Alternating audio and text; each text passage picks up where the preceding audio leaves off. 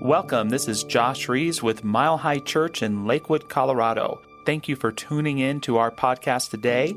For more information about our church, please visit our website, milehighchurch.org. So grateful as well to talk about the topic today, stepping out of time, and would invite you to think about what that phrase, out of time, means to you. To me, it means stop what you're doing. Stop the clock. That thing you're striving for, cease it, pen down. And usually I would have a negative connotation to that, but right now, it sounds pretty damn good to me. And I want to talk about today that this idea of stepping out of time can be a spiritual practice that when you return to your schedule can enrich your life immensely. I'm a big believer that we live in two times. One we might call time. The other we might call the timeless. And in time, that's where our social, egoic self lives. The self of schedules and to-do lists. The self of cell phone notifications and places to be. But there's also part of us that lives in the timeless. The part of us that's a soul, that doesn't have a soul but is a soul. It's the self of memory and intuition. It's the self of vision and possibility.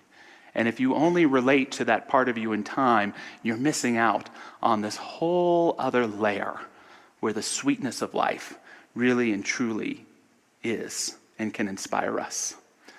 I remember just before our daughter was born, my wife said to me, she goes, Josh, there will come a day when you won't be able to remember a time where our daughter didn't exist. I thought that was the weirdest thing I ever heard when she said it. But now at 4 years old, I get what she means. I can remember 37 years of my life without our daughter, yet her essence is something so real that I don't think there was a time where that essence didn't exist.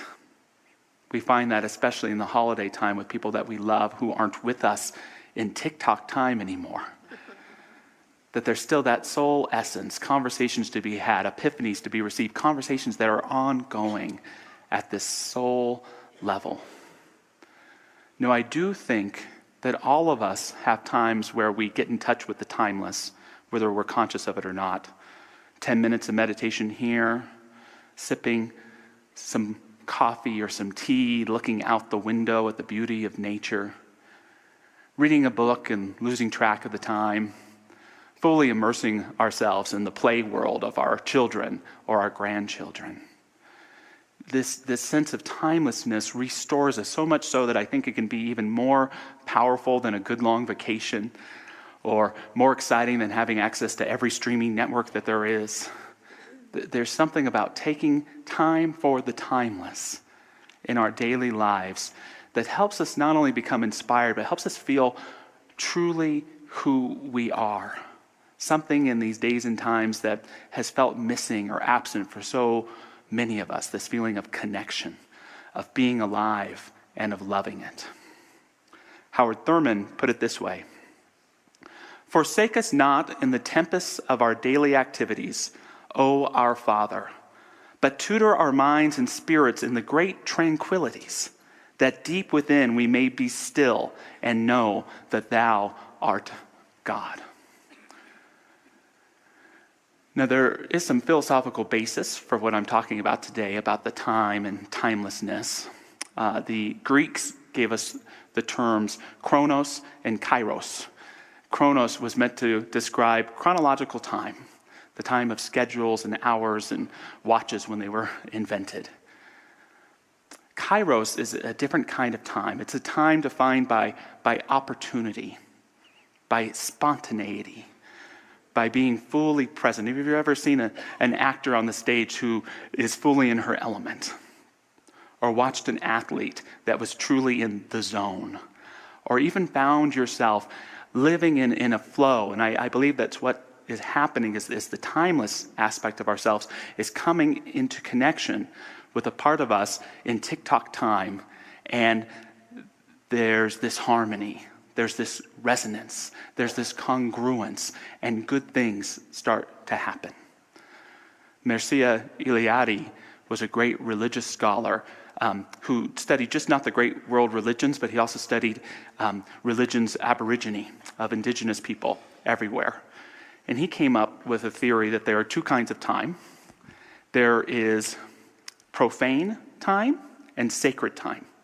Profane time is TikTok, watch, calendar time. Sacred time is the time of creation. It's time primordial. It's the eternal now.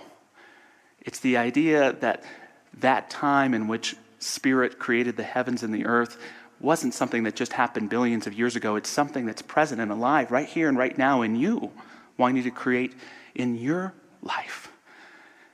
And we touch upon it in sacred time when we remember who we are. And Eliade would say that every ritual that a religion practices, be it a Native American rain dance, taking communion, lighting the candles at Hanukkah, singing Surely the Presence on a Sunday morning, they're all in order to invoke the sense of sacred time, this primordial time where we all are as one soul, and it feeds and fills our lives.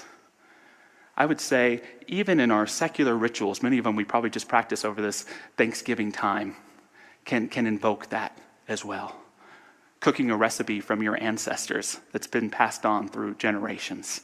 Listening to music you've been listening to since you were a child or a teenager. Taking that time, however you are, wherever you are, that maybe you've been countless times before, to remember that divine truth of who you are. It fills your life. It awakens your soul. Your soul announces itself in yourself as your life right here and right now. Ram Dass, the great spiritual teacher, said that in the present moment, there is no time. When we're fully present, there is no time. Ram Dass would be late to meeting with friends, and the friend would call and say, "Hey, Ram Dass, I'm here. Where are you?" "Well, I'm here. Where are you?" Ram Dass would reply. You get it? For Ram Dass, the present moment, this idea of being here now, is the gateway into eternity. And think about that. The part of us that lives in TikTok time is temporal, but there's a part of ourselves that thrives in the timeless. And the more time we nurture it and are present there, the more we experience our life eternal, our life without end, making time for the timeless. And all we have to be willing to do is to step out of time. How do we do that? We slow down. We become aware of our breathing. We allow our true life to announce itself, to reveal rhythms and cycles and ways of being that we were unconscious of when we were being such a busybody. And we get that sense that all is well, that all is divine right in this sacred time. Ram Dass tells the story of taking his 90-year-old father, this is as his given name, Richard Albert, back to his hometown of Massachusetts to visit. He hadn't been there in decades. And this is the 1990s. He gets all prepared to find all these places. He's printed out like 20 map quests. You remember those? And he drives them through all these areas where his dad grew up, and there's nothing. There's no spirit or life coming from his dad, and Ram Dass is kind of frustrated about it. He doesn't know what to do, and he decides to do it again, but more at the horse and buggy time of his father's youth. In other words, he goes much, much more slowly. Lo and behold, Dad came alive. Dozens of stories poured out of him. This is where I fell off the wagon.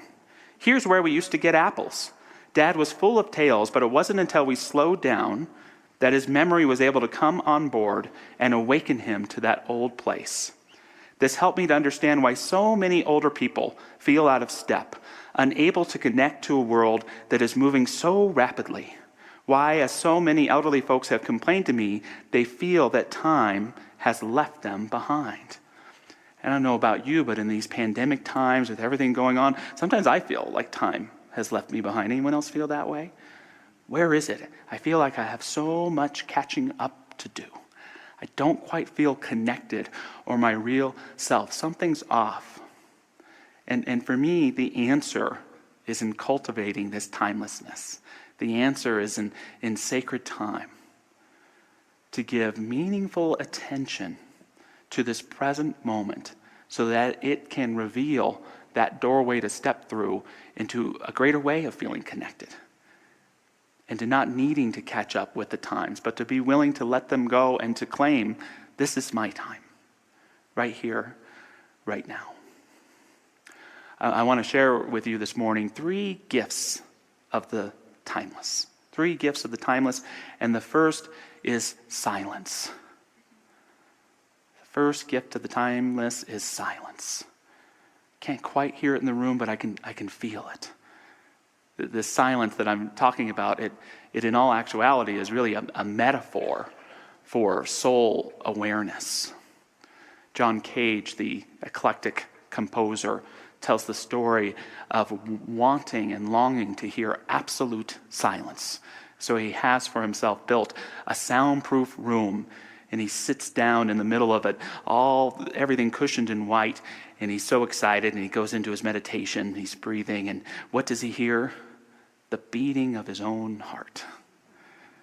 Real quiet is elusive for many of us, but the silence that I'm talking about is a metaphor for quieting our mind, for invoking a sense of stillness, for allowing what's going on around us in the busyness just to fade away so that we can remember and allow our souls to come forth. Mother Teresa said, silence of our minds, silence of our ears, silence of our mouths. In the silence of the heart, God will speak. Sometimes I hear people who are really busy say something like, I just want to turn off.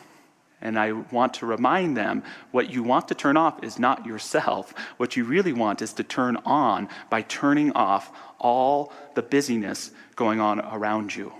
I really just need to unplug, per Jackie's quote.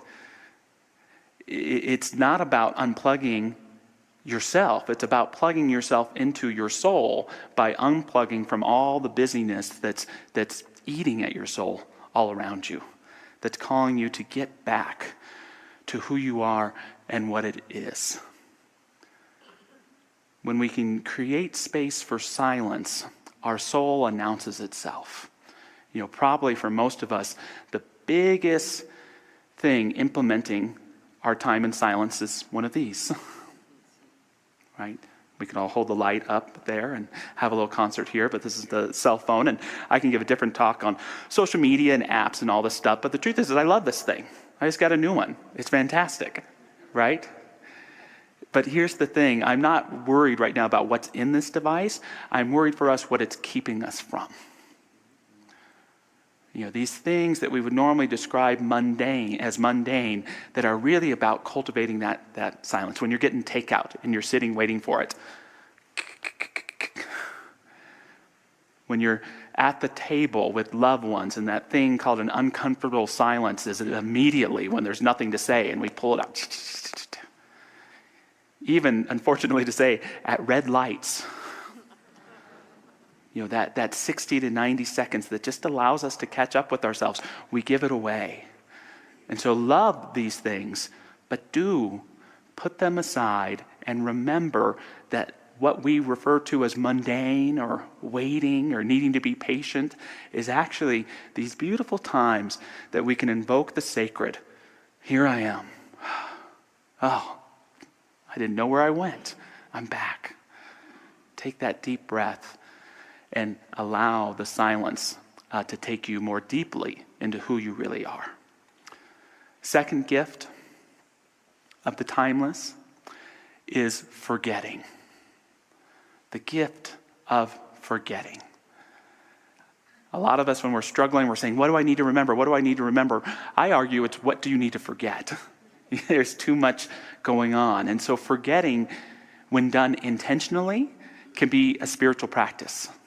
Unintentionally, it can be procrastination and all that kind of stuff. But intentionally, forgetting can be a kind of spiritual practice.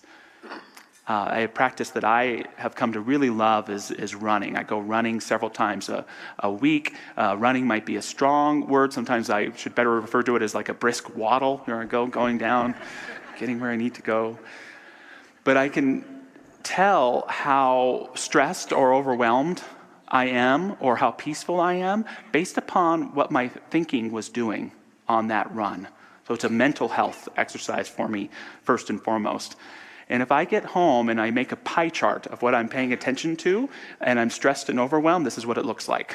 20% worry, 20% regret, 40% arguing with other people in my head. Have you ever stopped to measure how much time you spend arguing with other people in your head? 20% not really listening or pushing down how I'm feeling.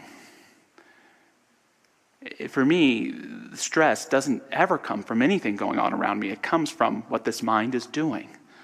I could have a reason to say that I'm stressed sometimes. Mile High is a big church. There's a lot going on. My wife is working full time. We have a teenager who just graduated high school and is moving into college. We have a 4-year-old little girl. So much going on.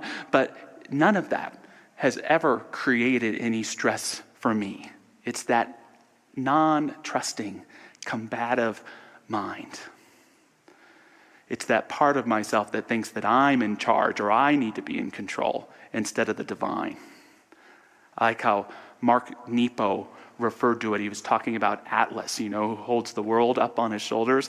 And he said the problem with Atlas is that he believed if he let the world go, that it would fall apart. Right? So many of us have that Atlas complex that we think we need to hold the world on our shoulders, when the truth is if we just let it go, it might take care of itself. And we might feel a lot better also. The great mystics have sometimes called this minding your own business. I wanted to share something the great Frederick Buechner shared. He passed away this year as one of my favorite authors, a great Christian writer.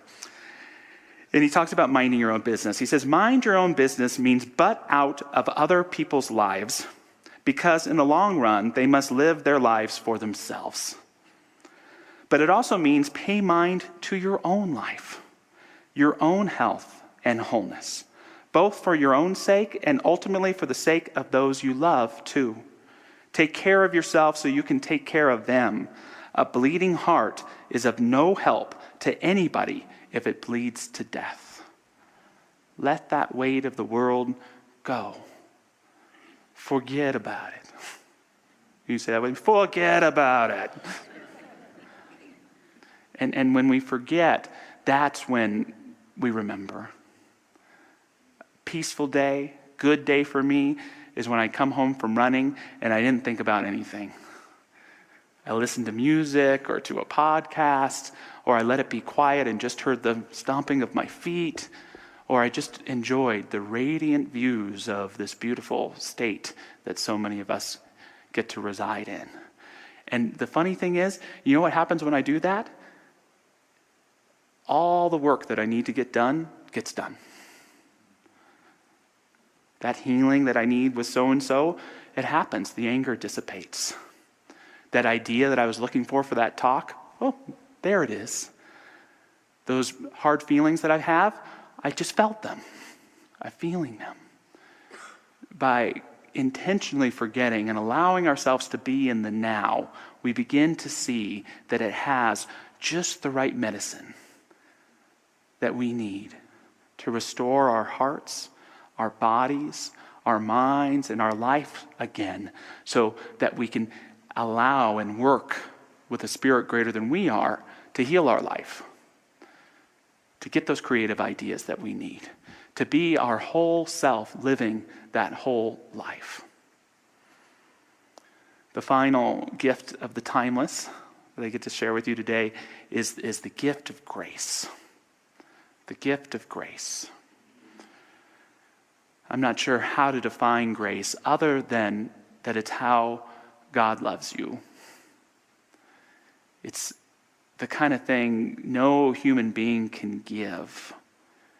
It's something each of us can only receive. And there are certainly times in the midst of stress that God can just grab us and pull us out. Those are wonderful experiences. And yet, ultimately, grace is something that I think we have to be ready for. We have to look for. We have to be open to. It's like the level of grace you experience in your life is the result of your rapport with God. To have a Buechner double feature here, he also said this about grace. The grace of God means something like, here is your life. You might have never been, but you are, because the party wouldn't have been complete without you. Here is the world. Beautiful and terrible things will happen. Don't be afraid. I am with you. Nothing can separate us. It's for you I created the universe. I love you. Does part of you believe that? Do you have faith in this thing called grace?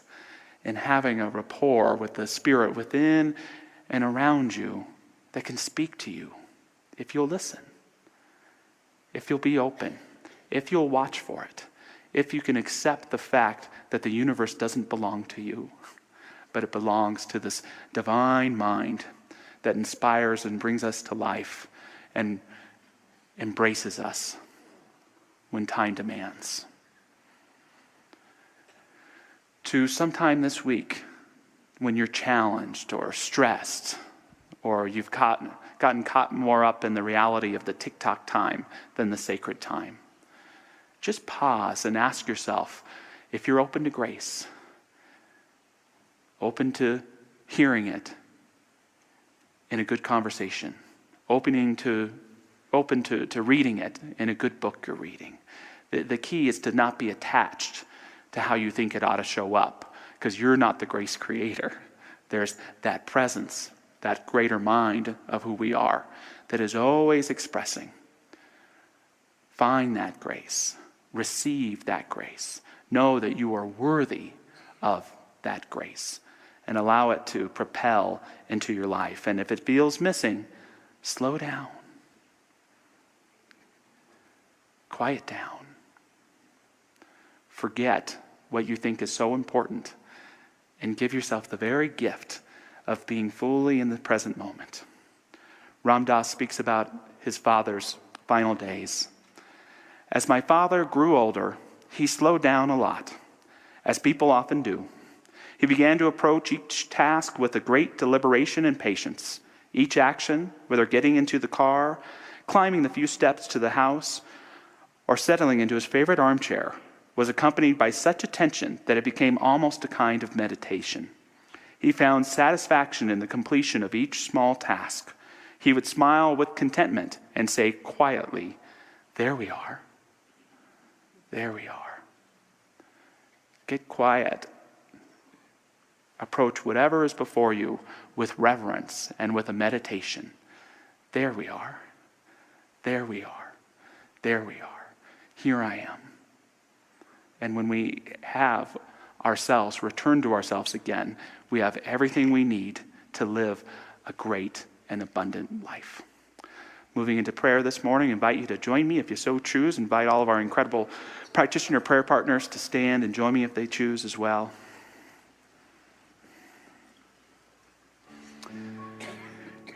In this holy sanctuary of heart,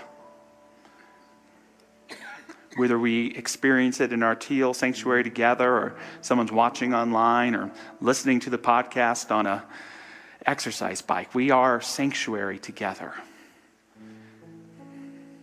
Sanctuary is that place where we let God into our heart, where we let our hair down and make ourselves at home, where we know that we're loved just as we are. And that love of Spirit rejoices in us at the recognition that we finally stopped rejecting ourselves. allowing ourselves into the sanctuary of good, the sanctuary of healing, the sanctuary of love. Let us call our whole life into the sanctuary, knowing we bring it with us into the sacred time that envelops and underlines our waking moments and hours. I know even in the midst of the busy holiday season, there are so many moments of the fullness of grace. And I know wherever in our lives there may be struggle, there is also an underlining current of peace, of forgiveness, and of understanding.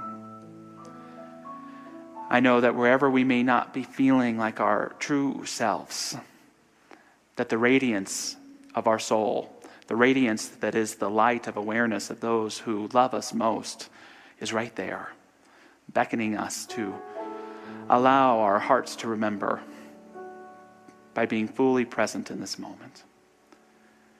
May we bring into the sanctuary of consciousness anyone we love or care about, any place in the world where there is struggle or strife or suffering.